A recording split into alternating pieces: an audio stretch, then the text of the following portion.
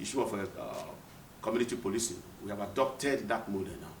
And the idea is that we want to move away from a reactive policing method. We want to move away from reactive policing method to one that is very, very proactive.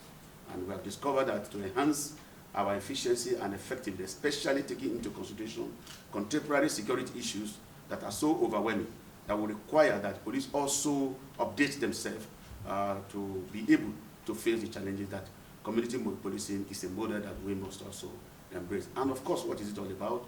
It's not like the Yoruba would say, Ajosheni. It says Ajosheni. That's just what community policing is all about. The community members and the police will sit down because it's a problem-solving model. Thank you. Well, I want to welcome you again. Thank you very much.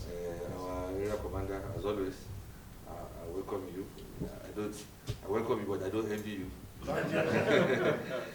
It's a lot of problems. This axis is something.